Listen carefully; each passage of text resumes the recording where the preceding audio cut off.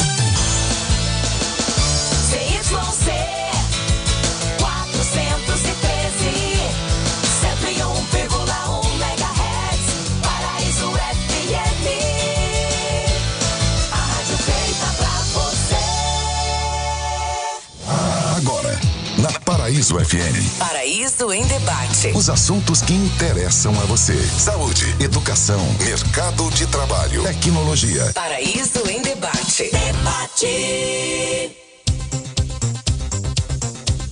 Olá, bom dia a você que nos acompanha todos os dias aqui na Paraíso FM, bom dia a você que acompanha o Paraíso em Debate, comigo Marcelino Júnior. Durante 15 dias aí sozinho aqui na bancada, meu amigo Adriano Duarte precisou se ausentar para resolver questões pessoais, mas já está de volta e o programa segue. Hoje nós vamos falar com Helenilton Rorato, que é especialista em direitos humanos e criou um projeto que mapeia o crime e suas circunstâncias na cidade de Sobral, região norte do estado, de onde falamos hoje. Bom dia, Helenilton, como é que você está? Muito feliz em tê-lo aqui conosco para discutirmos um assunto tão polêmico, não é? E que a gente vê sempre aí na mídia, essa questão da violência, da segurança aqui em Sobral. Bom dia, Marcelino, bom dia, ouvintes da Rádio Paraíso. É uma satisfação muito grande nós podermos vir aqui hoje discutir um assunto muito importante para a Zona Norte, que é a segurança pública. A segurança pública hoje ela é fundamental na vida do povo brasileiro e ao passo que nós vamos buscando possibilidades de resolver ou de mapear ou de trazer uma perspectiva de solução, e isso é muito bom porque reflete diretamente na sociedade. Ok, meu querido. Muitíssimo obrigado. Helenilton, eu queria que você se apresentasse para as pessoas lhe conhecerem melhor, que você falasse antes, da gente tocar no assunto do projeto, que é muito importante. Quero que você se apresente e fale da sua trajetória um pouco. Muito bem, eu cheguei em Sobral, Marcelino, no ano de 2003. Eu sou natural do Rio Grande do Sul, eu cheguei em 2013 em Sobral. E quando eu cheguei em Sobral, eu vim como todo gaúcho para o Ceará. Eu comecei a trabalhar na Grendene. Em 2006, 2007, eu comecei a fazer parte de um grupo educacional aqui em Sobral, ao qual eu tenho muito agradecimento por ter me possibilitado esse crescimento inicial.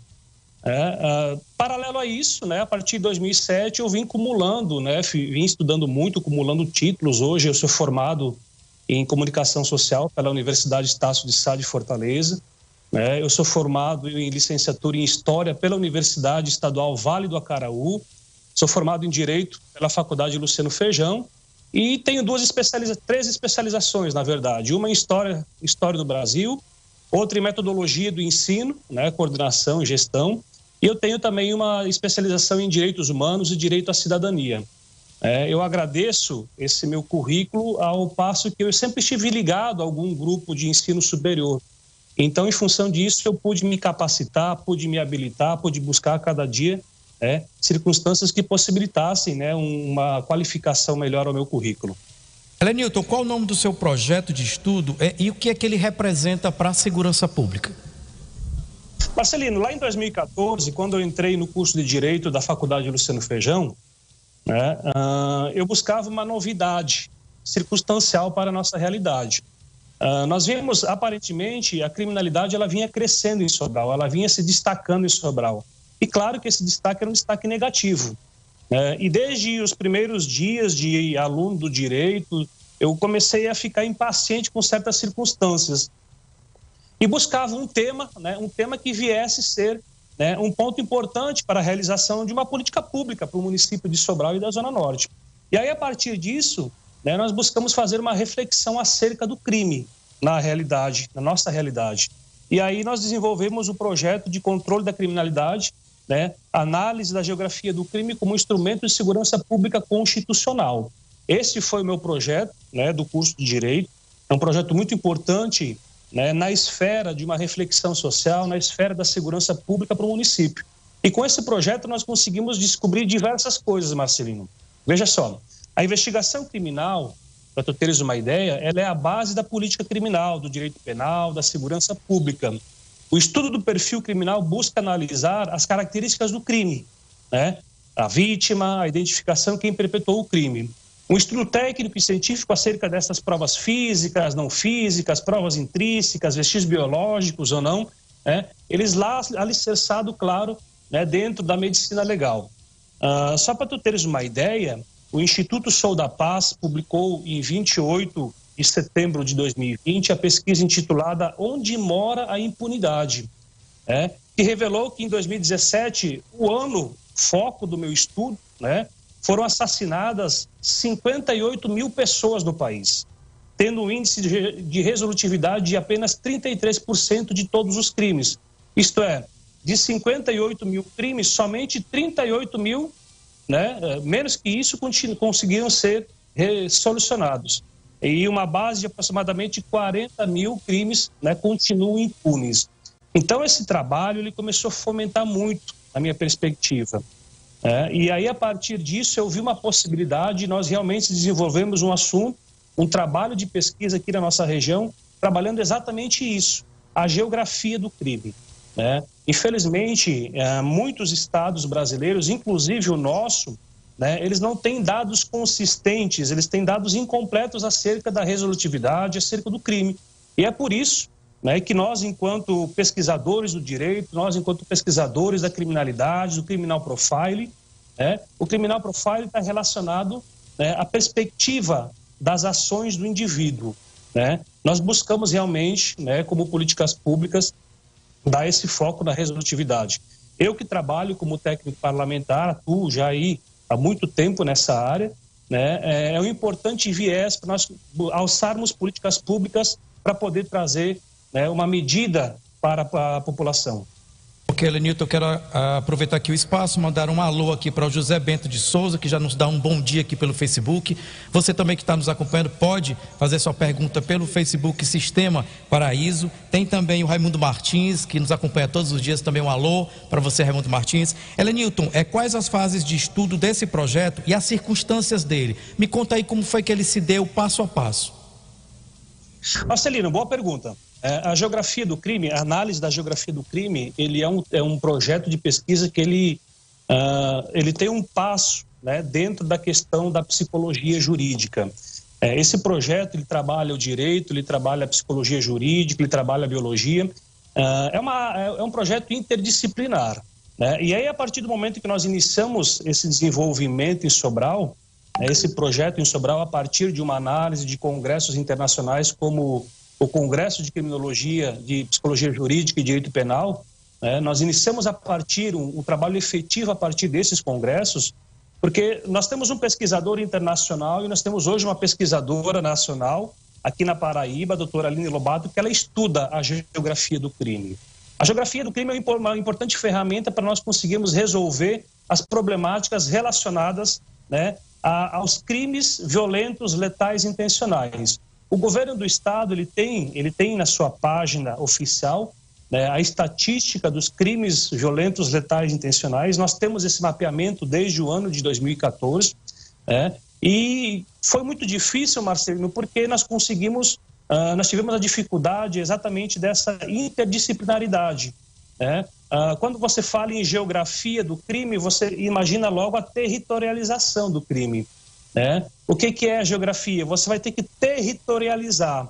Mas quando você começa a estudar isso na prática, né, você consegue juntar os pontos de um grande quebra-cabeça e você faz um projeto que realmente, né, vem trazer, né, dentro de uma política pública de reflexão social, dentro de uma política pública de minoração, né, do CVLI, você consegue ver que esse projeto é muito importante.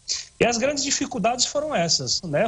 São várias ciências que se convergem ao mesmo tempo, direito, psicologia, geografia, biologia, porque o estudo, ele anda exatamente nisso. Só para tu teres uma ideia o que representa. A geografia do crime, com base no nosso projeto, nós fizemos um mapeamento dos crimes de assassinato, CVLI, crimes violentos letais intencionais, no ano de 2017, do município de Sobral. Então, como eu lhe falei, esse projeto aí foi um projeto desafiador, né? Nós estamos criando hoje, né, a nível de micro-região, um grupo de estudos que visa exatamente isso, né? Dar uma solução, né? Dar uma satisfação e uma implementação efetiva, né, aí de políticas públicas acerca de uma reflexão social da geografia do crime. Nós estamos criando em Sobral o Observatório Criminal, né, que é um núcleo de pesquisas, né, de cientistas, né, de alunos que fazem curso de geografia, de alunos que fazem curso de psicologia e direito, e nós visamos, né, dar uma implementação efetiva realmente nesse estudo e buscar mais pessoas, viu, Marcelino? Buscar mais pessoas, porque essa era a grande dificuldade. Veja só, o crime, né, ele sempre vem trazer um ponto negativo socialmente.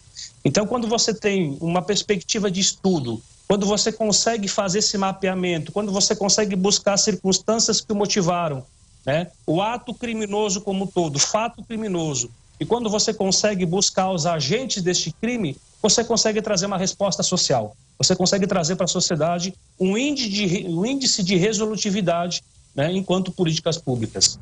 Quero fazer só uma correção aqui, aproveitando o espaço. É Raimundo Matias e não Martins, que é lá do Junco. Faça como o seu Raimundo Matias, ligue no 3614-9045 e participe também aqui desse debate. Helenilton, quando você fala em geografia do crime, você quer dizer então que dá para traçar um perfil dessas pessoas pela localização, pela localidade onde elas vivem, é isso? Eles têm um perfil também, dependendo dessa localidade? Exatamente. Marcelino, antes de entrar nesse conteúdo, eu queria falar um pouquinho acerca da violência do crime. Veja só, o crime ele é tão antigo quanto a nossa existência. Para tu ter uma ideia, né, o crime de estelionato teve início aonde? Lá no Paraíso. O crime de homicídio, na sua circunstância, né, qualificadora, teve início aonde? Lá no Paraíso. E aí você me pergunta, Helenilton, como é que o crime de estelionato teve início no Paraíso? Muito bem, basta você observar o relato de quando a cobra ofereceu a maçã para Eva, né? A cobra buscou oferir coisa para ela, né? E trazendo aí, se utilizando de meios capciosos para poder enganar, no caso, a Eva, e conseguiu. Esse foi o primeiro crime de estelionato que nós tivemos em toda a história daquilo que nós conhecemos por história da humanidade a partir da Bíblia.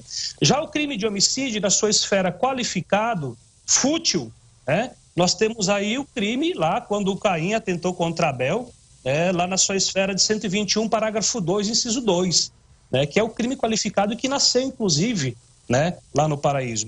Mas respondendo... mas voltando aí ao seu pré-questionamento, né, nós devemos estar atentos realmente a isso, né? E aí, a partir do momento que você verifica, né, Helenilton, como é que você faz essa territorialização?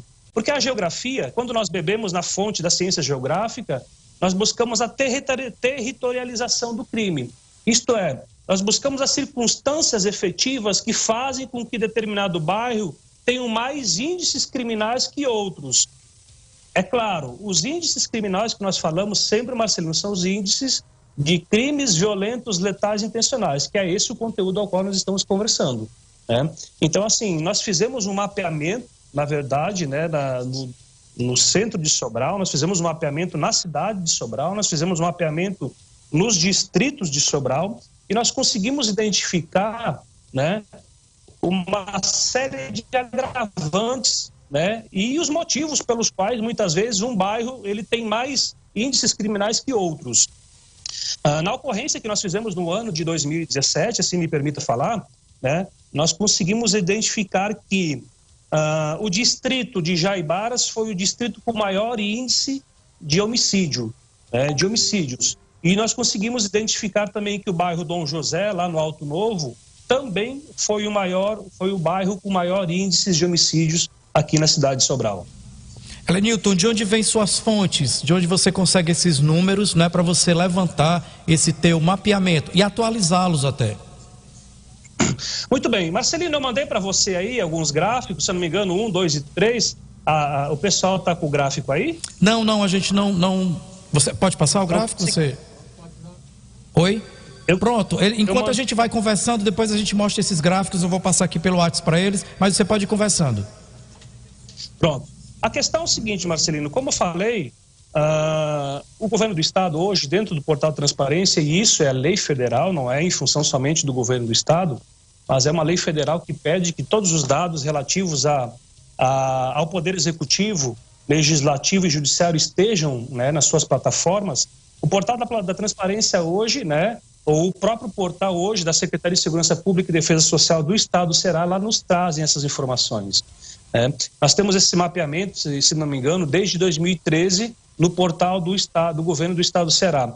Que é, inclusive, dentro do próprio portal, que esses institutos, né, de investigação de crimes, etc. e tal, né, buscam, no caso, as informações. Por exemplo, o Instituto Show da Paz, quando ele fez a pesquisa, né, acerca da impunidade, que ele fez um estudo sobre o mapa da impunidade do Brasil, ele bebe dentro dessa fonte das estatísticas criminais do próprio portal da Transparência da Secretaria de Segurança Pública do Governo do Estado.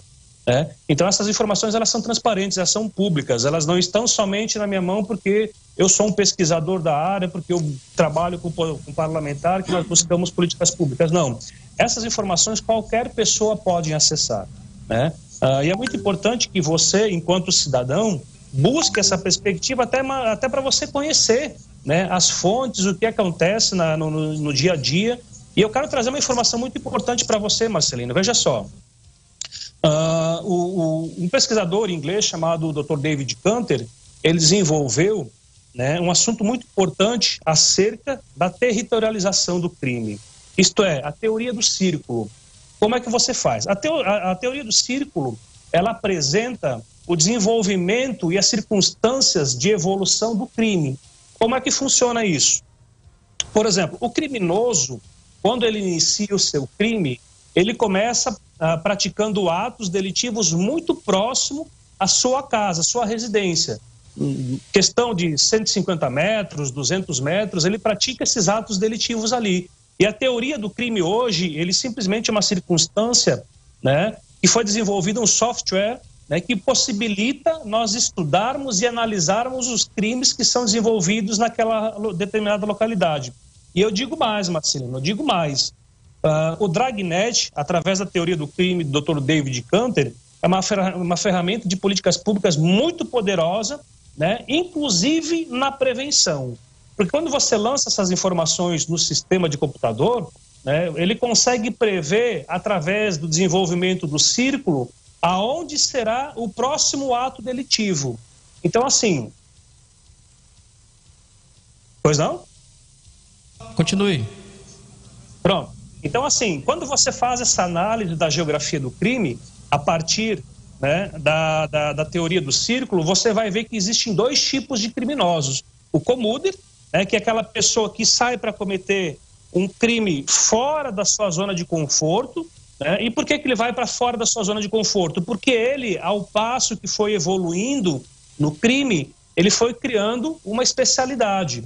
Né? A especialidade, ela não funciona psicológica, né? Ela não funciona somente dentro de uma esfera laboral, como é que nós podemos dizer assim, que seja realmente lícita, mas a esfera psíquica, ela também evolui a partir dessa esfera ilícita. O que eu quero dizer com isso? O criminoso, ele começa, dentro de uma linguagem chamada marauder, ele começa a cometer atos delitivos muito próximo à residência dele. Com a evolução do ato delitivo, quando ele começa a ficar mais especializado, o que é ficar mais especializado? Ele cometeu um crime, conseguiu fugir, beleza. Cometeu 2 crimes, conseguiu fugir, beleza. Quando ele pratica a terceira ofensa, Marcelino, ele vai evoluir dentro do crime. Isto é, se ele por exemplo, ele roubava simplesmente com a sugesta, ele viu que ele tem esperança dentro do crime, né? O próximo passo dele é o quê? Praticar um crime à mão armada, né? Aí nas configurações do direito penal, na esfera do roubo. Então, assim, a partir do momento que ele começa a evoluir, ele começa a praticar circunstâncias da própria especialidade dele. E nós, pesquisadores, conseguimos identificar isso. Nós, pesquisadores, conseguimos fazer essa leitura do momento de onde ele sai nas determinadas localidades aonde ele vai praticar os próximos atos delitivos. Então, como eu lhe falei, né, a teoria do círculo do David Canter, através do Dragnet, uma ferramenta importantíssima, né, de segurança pública para a prevenção, né, e, num segundo momento, para acabar com a criminalidade. Entretanto, né, nós não vemos aí o país, nós não vemos o nosso Estado buscar essas perspectivas. E aí você vai me fazer uma segunda pergunta, mas Helenilton, por que é que a segurança pública hoje ela chegou aonde chegou? Ela chegou simplesmente aonde chegou porque o Estado não quer resolver o problema, né, da população. E aí eu vou trazer uma informação muito mais dramática, viu, Marcelino? Que quando você vê o crime, você acha simplesmente que o crime ele é uma possibilidade que está ao nosso meio. Mas não. Né? Existem pesquisadores, né? O próprio Durkheim me disse que o crime ele é um equilíbrio social. Né? E que ele precisa existir para poder fomentar a evolução social. Nós temos outros pesquisadores, por exemplo, como o Brenner, ele diz que é preciso que exista o crime para que os nossos representantes, para que os nossos políticos consigam evoluir. Ok, Helenilton, a gente vai para uma passagem de bloco, rápida passagem de bloco, mas eu já te faço essa pergunta para você saber que vai nos responder no nosso segundo bloco, não é isso?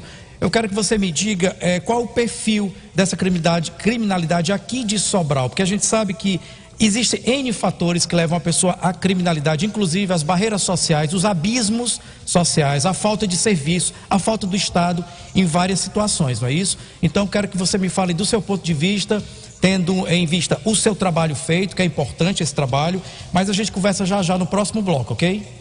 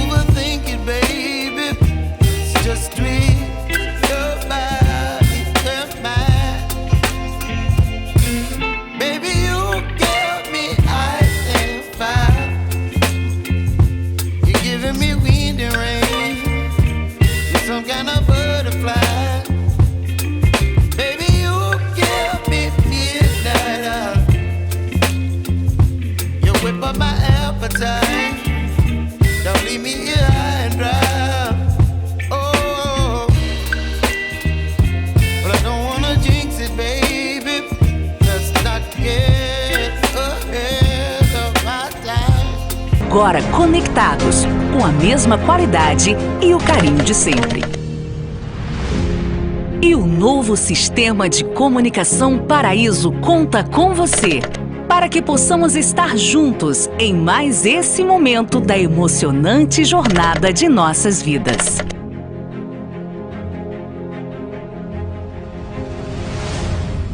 Processo Seletivo 2021.1 Medicina Unita. Estude no curso de Medicina reconhecido com a melhor nota do Brasil e conceito de excelência no ENAD. No Unita você conta com o moderno campus da cidade de Sobral, Ceará.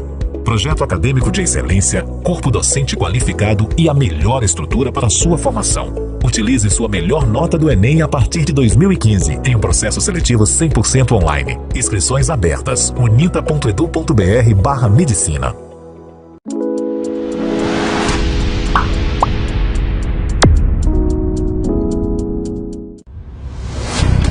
Fazer rádio. Fazer rádio é ter a vocação de divertir, informar, entreter. É ter mais energia a cada ano que passa. É ter a alegria de fazer parte da sua família. É estar próximo de quem você ama, mesmo que você ame 500 mil ouvintes. Fazer rádio é celebrar, ser querido, ser compartilhado. Não por alguns ouvintes, mas por todas as famílias que nos escutam. É informar e emocionar. É multiplicar os seus melhores sentimentos das músicas, da informação e do esporte. É mudar e renovar. Fazer rádio é tudo isso e se sentir cada vez mais jovem. Sistema de comunicação.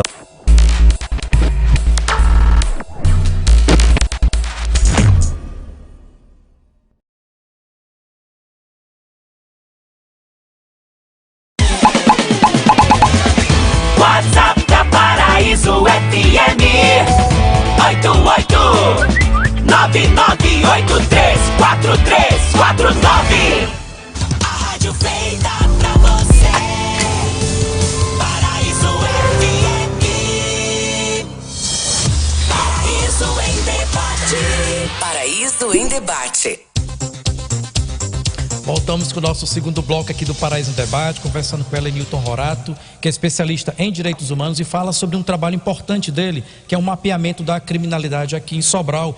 E o Elenilton estava para me responder sobre a questão do que causa essa criminalidade aqui em Sobral. A gente sabe que são N fatores, fatores sociais, abismos sociais que muitas vezes levam as pessoas sem oportunidades ao mundo do crime e às vezes é um caminho sem volta.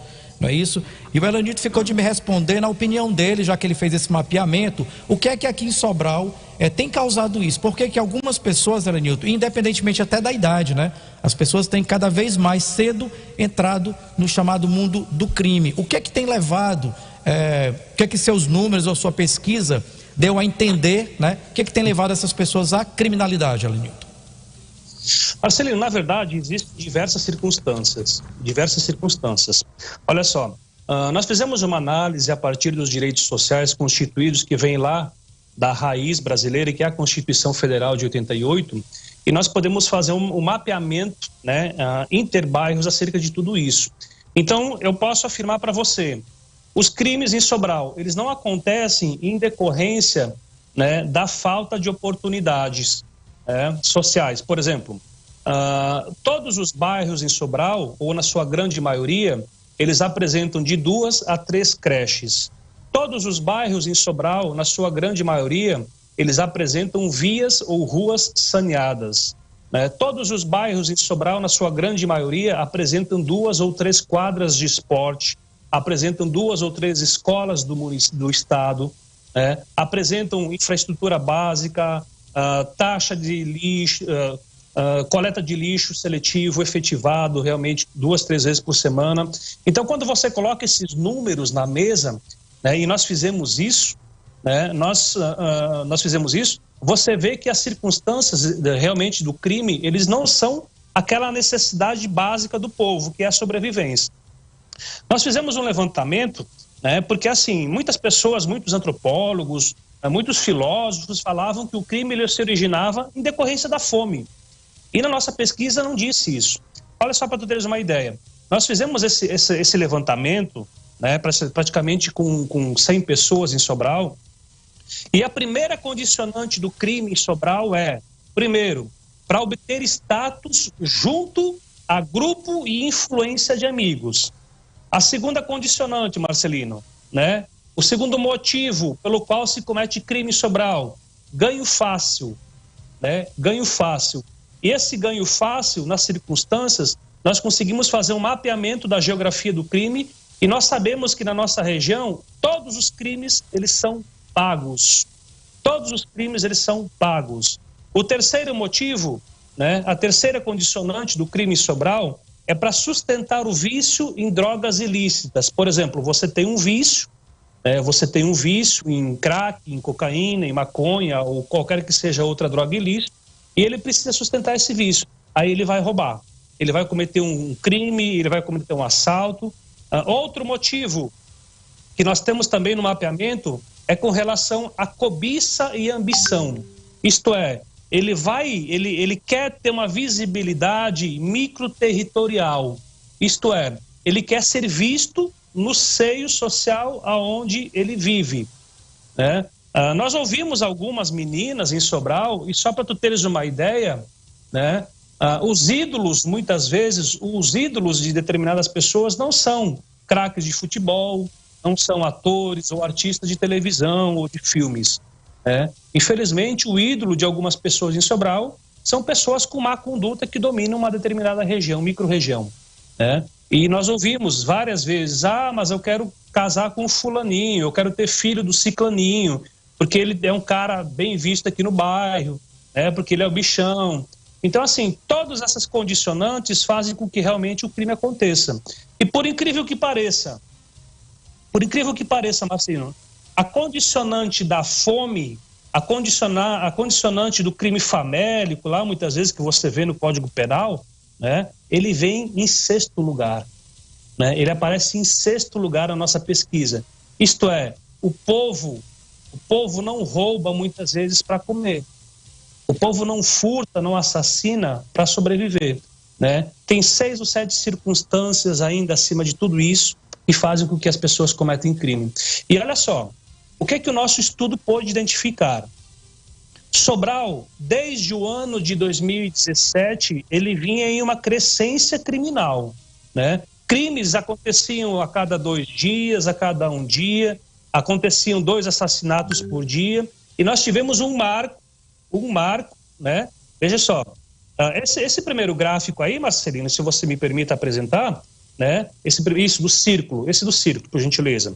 Esse gráfico do círculo, né? É o mapeamento a partir da teoria do David Canter. Foi esse mapeamento do círculo que permitiu que nós identificarmos quem foi Jack Stripador. O Jack Stripador, ele começou dentro desse círculozinho vermelho, pequenininho, né? E aí ele passou para o laranja, e aí ele passou para o amarelo, né? Todos esses números, 1, 2, 3, 4, 5, 6, 7, foi o mapeamento que foi feito a partir do caso do Jack Stripador, um caso famoso que se tem lá em Whitechapel, na Inglaterra. Né? E aí se pôde, nesses primeiros estudos, entender, né, como é a conduta do criminoso, como o criminoso age. Ele começa de dentro para fora. Teoria do círculo, ele começa com pequenos atos delitivos e vai expandindo as suas circunstâncias, ele vai criando coragem, ele vai criando especialidade, ele vai criando ferramentas para conseguir sair. No segundo gráfico nós trazemos aí uma realidade muito complicada para Sobral. Né? De 2013, de 2014 a 2021, nós tivemos em Sobral 701 assassinatos.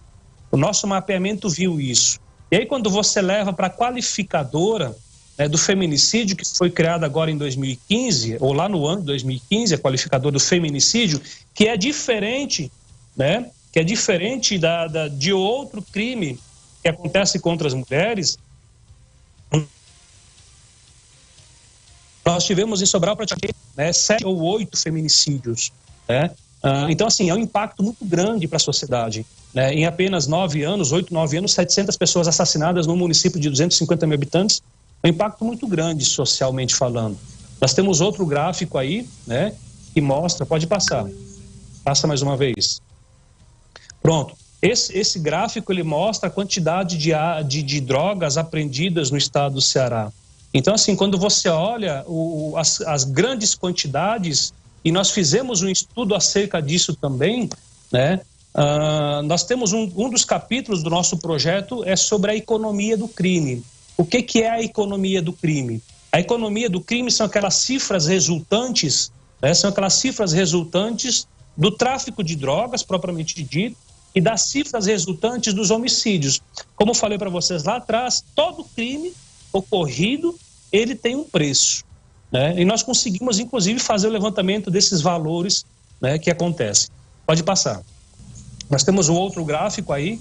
Pronto, esse gráfico aí é de quantidade de armas presas, né? E eu gostaria de falar, Marcelino, que existe uma discussão descabível, né? Uma discussão completamente pífia e descabível acerca das armas presas. Existe hoje uma discussão que está a nível nacional acerca das armas, e muitos dos defensores da não arma, né? Do não armas, eles vêm dizer que as armas que os criminosos cometem crimes são aquelas dos cidadãos de bem. Não, as armas do mundo do crime não tem nada que ver com essa discussão do armamento do país. As armas que estão nas mãos dos criminosos são armas ilegais, armas trazidas de fora do país ou armas compradas por algumas outras pessoas e entregues ao mundo do crime. Helenilton, eu quero aqui abrir um espaço aqui para agradecer a participação aqui pelo Facebook do Adriano Duarte, nosso campeão de bancada, espero que volte logo. Cleiton Ferreira, Tadeu Prado, Gilson Júnior, Almeida Júnior, José Bento de Souza, Luciano Cacheiro, Dona Maria Lúcia e Vanildo Duarte. Muito obrigado pela participação de vocês de sempre, assim, acompanhando e contribuindo para o nosso programa. Eu tenho uma pergunta aqui ao telefone do Clerlândio. Bom dia, Clerlândio, tudo bem? Adenilton. Bom dia. Bom dia. Olha, e como articulador, eu queria fazer a você 3 perguntas. Pois não. Porque a primeira pergunta, o articulador aí do crime, né? Eu queria fazer 3 perguntas a ele. Por que é que matar cachorro é crime? Nilton, eu queria que você fosse bem conciso nas suas respostas, porque tem outras pessoas que também querem perguntar, certo? E o tempo já está aqui, são 8h49, você pode ir respondendo, são 3 perguntas, você responde na calma, mas lembrando que tem outras pessoas também que estão aqui à espera, tá certo? O crime contra o animal, ele é um crime ambiental, na verdade, né? Ele é um crime ambiental. E recentemente nós tivemos uma lei que foi aprovada que cria o crime contra os maus tratos. Por que os maus tratos de animais é crime? Porque o animal, ele é um ser indefeso, né? Então, assim, é um ser vivo completamente indefeso. E aí vem aquelas circunstâncias, o pessoal dá mais atenção para o animal, para o ser vivo, não. A lei trata o ser vivente de igual forma, né? Então, assim, o ser humano, claro que nessa esfera de racionalidade humana, nós temos todo um código penal que vem aí para poder suprir essa questão acerca do mundo do crime, né, da vítima, do ato criminoso. Mas o ser vivo, o animal, os nossos legisladores, e eu acredito assim que dentro de uma esfera feliz e positiva, eles vêm criar uma tipificação criminal, penal, exatamente para aquelas pessoas que cometem ato contra os seres animais. Por exemplo, o cachorro é um ser indefeso, você pegar um pedaço de pau, bater num animal que não lhe fez nada, né? E mesmo que tivesse feito, é completamente desproporcional. Então, nosso legislador, né, o legislador, ele busca essa desproporcionalidade do ato. Vamos lá, a sua segunda pergunta, Carlos, por favor. Eu posso fazer a segunda pergunta? Eu sou o repórter, eu estou com a minha reportagem aqui. Posso fazer a segunda pergunta? Posso, pode fazer sim. Olha, e por que é que ganhar dinheiro em recardação de droga não é crime? Porque assim, vamos lá, a droga, na verdade existe uma discussão muito grande lá em Brasília, mas é uma discussão muito grande acerca, né, da legalização de alguns produtos tidos como ilícitos. Por exemplo, a discussão da legalização da maconha já é muito antiga, né? E o que é a lei? A lei é a evolução social. Então, assim, alguns outros países, eles legalizaram a droga. E a partir do momento que eles legalizaram a droga, eles começaram a arrecadar tributos em cima disso. Mas quem diz o que é droga, né, o que é a droga, qual é o problema dela na saúde... Pois não, Marcelino? Pronto, nós temos aí a Organização Mundial da Saúde fala qual é o mal, né, que essa droga comete na vida das pessoas. Então, a partir dessas circunstâncias, né, que a nossa lei brasileira ela é uma lei penal em branca. E no caso aí, quem diz o que é droga, né, é a Organização Mundial da Saúde, que fala que o crack, que fala que a maconha e outras circunstâncias aí, né, psicoativas aí que causam mal à saúde, elas são realmente drogas que elas não podem ser, né, consumidas. Mas é muito óbvio, né, que existe uma discussão latente acerca disso. Por exemplo, a própria maconha aí, que ela é utilizada, que é uma planta brasileira também, uma erva brasileira também, que é utilizada, inclusive, com os fins medicinais. Mas essa discussão aí, né, ela já está à tona, né, acerca da maconha. As outras duas realmente já são tidas como prejudiciais completamente à saúde, pois causam aí dependência, etc e tal, entendeu? Ok, vamos para a sua terceira e última pergunta, Clerlândio, por favor. Muito obrigado pela sintonia, viu?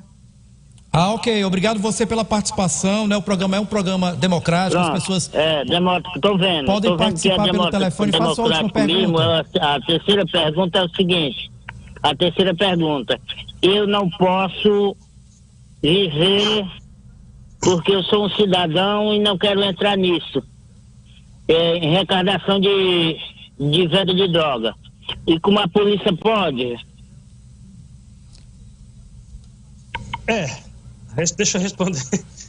Na verdade, ninguém pode. Né? Na verdade, ninguém pode. Então, assim, a venda de drogas, ela é ilegal no Brasil, com tipificação penal e tudo. Então, assim, se você souber, né, que tem agentes públicos, independentemente de qualquer seja a esfera, seja das esferas de segurança, seja da esfera administrativa, né, o agente público, né, se você souber que qualquer agente público esteja sendo conivente com isso, você deve imediatamente ligar aos canais aí da Polícia Civil, se for a esse nível, aos canais aí da Polícia. Tem a ouvidoria, por exemplo, né? Você pode entrar em contato com a ouvidoria das polícias no estado do Ceará, seja ela militar, seja ela civil, e você pode fazer essa denúncia anônima. Né? Então, assim, o importante realmente é nós combatermos o crime. Né? E outra, nós não estamos aqui dizendo se pode, se não pode, é o que a Constituição, é o que a lei de droga diz, é o que o Código Penal diz, né? Então, assim, nós não estamos falando se é certo ou se é errado, cada um tem a sua noção, é óbvio, né, que a lei diz que não pode, e se tem agentes públicos cometendo esse tipo de ato, é importante que você faça uma denúncia aí, através dos canais da ouvidoria e da segurança pública. Ok, Clerlândio, obrigado pela sua participação por telefone, pelo 3614-9045. Espero que as suas perguntas tenham sido respondidas. Helenilton, tem uma pergunta aqui do Luciano Melo, que é do bairro Tamarindo. Ele diz: bom dia, parabéns pelo excelente programa, sempre com assuntos pertinentes que nos levam à reflexão. Parabéns pelo entrevistado de hoje. Quero que perguntem ao mesmo se acha o que pode levar um jovem ao crime, uma criação familiar onde o jovem tem de tudo, ou o contrário, onde muitas vezes ele não tem nem o que comer. Eu queria também que você fosse um pouco resumido na pergunta. A gente tem 5 minutinhos aí para encerrarmos o programa. Você pode ficar à vontade, Helenilton, e dar essa resposta aí ao Luciano Melo, lá do Tamarindo. Obrigado, Luciano, pela participação.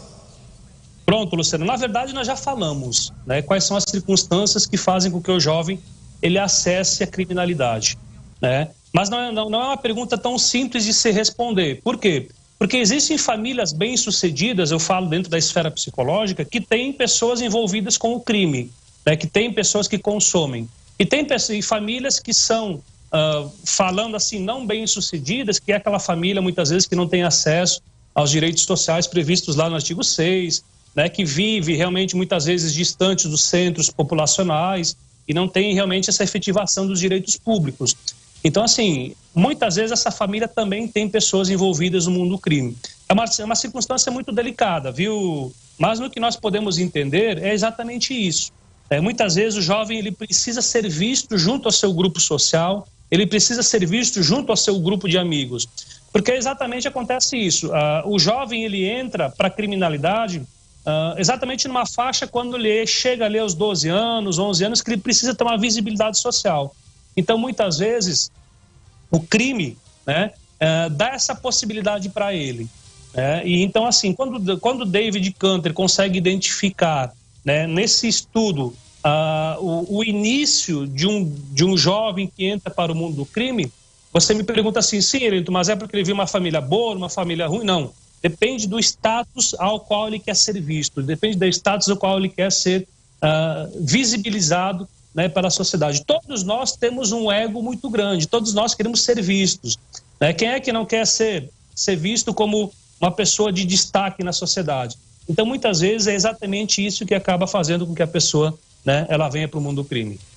Tom, para encerrarmos, você levantou dados, transformou esses dados em informações, fez um mapeamento, como você chama o seu trabalho, de mapeamento do crime. Esses dados, essas informações, elas servirão para quê? Ou tem servido para quê? O que é que se faz aí depois de levantar todo esse material, de apresentar todo esse material? Para que socialmente esse material vai contribuir para a resolução de crimes, ou a diminuição, né, desse impacto de criminalidade aqui na nossa cidade, na nossa região? Pronto, muito bom. Marcelino, como eu lhe falei, o nosso mapeamento, o nosso projeto é um projeto de segurança pública. A nossa intenção, longe disso, né, a nossa intenção não é criticar, não é bater, não é achar ruim, não. O nosso projeto é um projeto de segurança pública que vem mostrar por que é que essas circunstâncias acontecem. Porque, assim, muitas pessoas que vivem nesses bairros com índices elevados de criminalidade, eles querem se destacar socialmente. Então, o nosso projeto, quando nós concluímos esse projeto, ele serviu para isso. Nós enviamos esse projeto para todos os deputados estaduais, né, os principais deputados estaduais aqui que foram votados aqui na nossa região, e nós enviamos para os deputados federais a que foram votados aqui em nossa região. Para quê? Para que essas pessoas elas entendam a condicionante do crime hoje, né? Porque assim, Sobral, o que nós conseguimos identificar em Sobral é que falta emprego, né? Muitas vezes o jovem está no mundo do crime porque ele não consegue se destacar lá na sociedade onde ele está, lá no bairro onde ele está. Então, assim, é importante que os nossos representantes, eles busquem políticas públicas para que mais empresas venham para Sobral, né? É importante que os nossos representantes trabalhem em políticas públicas de acesso lá na comunidade, esporte, integração da juventude, campeonatos micro-regionais ou municipais, tudo isso, né? Desde o trabalho, desde essa realização de esportes interativos lá e socialização entre os bairros municipais, eles vêm abafar a criminalidade. Então, assim, como eu falei, o nosso projeto, quando nós desenvolvemos, não é nenhum projeto para dizer, esse bairro tem mais crime que aquele, coisa e tal. Nós buscamos políticas públicas de acesso para fazer com que o nosso jovem tenha acesso ao trabalho e uma melhor dignidade de vida. Um abraço também para a dona Lucimeire Praciano, que é a nossa espectadora cativa aqui pelo Facebook. Minha querida, ela manda aqui, deseja uma ótima semana, que a senhora também, um beijo para a senhora ter também uma ótima semana e continue nos assistindo. Meu querido Helenilton, o papo foi excelente, assim, eu acho que foi bem esclarecedor, né? Deu para entender um pouquinho do seu trabalho, né? Da sua contribuição social, né? Para essa questão da diminuição do impacto da criminalidade. Eu quero que você já vá se despedindo, fazendo aí as suas considerações finais. Agradecer mais uma vez aí a oportunidade, né, Marcelino, de poder trazer um projeto tão importante para o município de Sobral, e falar, né, para o teu ouvinte que existe solução para a criminalidade. Existe. Ninguém hoje está no mundo do crime porque quer, ninguém hoje está no mundo do crime porque não tem porque não tem esperança. Todas as pessoas que são e que estão, né, dentro do crime, eles são pessoas normais como eu e você, são pessoas maravilhosas que em algum momento da sua vida tiveram que optar por uma circunstância mais gravosa.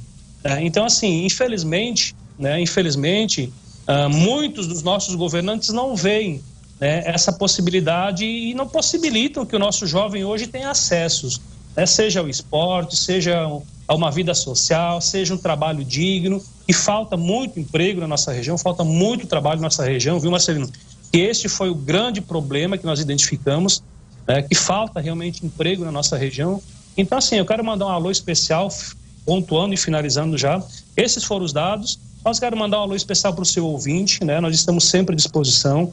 Como eu falei, o nosso projeto ele não é um projeto que vem criminalizar ou não. Foi um projeto que foi realizado no município de Sobral. Nós identificamos as circunstâncias, nós conversamos inclusive com alguns representantes do Ceará Pacífico no ano de 2020. Nós pedimos para adentrar no grupo de discussões do Ceará Pacífico, nos foi negado. Nos foi negado. Nós pedimos para participar do grupo de discussões do Ceará Pacífico, mas infelizmente nós não conseguimos acessar. Eu acredito que as ponderações, os pontos de vista ou as discussões estejam em outro nível. Mas com certeza esse projeto ele trouxe políticas públicas, ele mostrou realmente, né, que mais dignidade ao nosso povo, mais esporte e trabalho são a solução para a criminalidade do Brasil. Meu querido, obrigado. Obrigado a você que nos acompanhou por telefone, nos acompanhou pelo Facebook, pelas nossas redes sociais. Agora você fica com a Estação 101, o trio, né? Lil Vasconcelos, Alexandra Praciano, Ridiele Oliveira. E eu já te convido amanhã para mais um Paraíso em Debate, para conversarmos com a Maiara Sauer, que é uma jornalista, esteve cobrindo aqui a região norte durante um tempo, por um grande veículo de comunicação, hoje mora em São Paulo. Vai falar dos desafios de se manter num mercado de trabalho cada vez mais exigente. Minha gente, hoje você tem que saber de tudo um pouco para matar os seus 3 leões por dia e fugir de umas 3 emboscadas aí, viu? Então, nos acompanhe amanhã mais uma vez em um Paraíso em Debate, que nossa semana seja uma semana produtiva.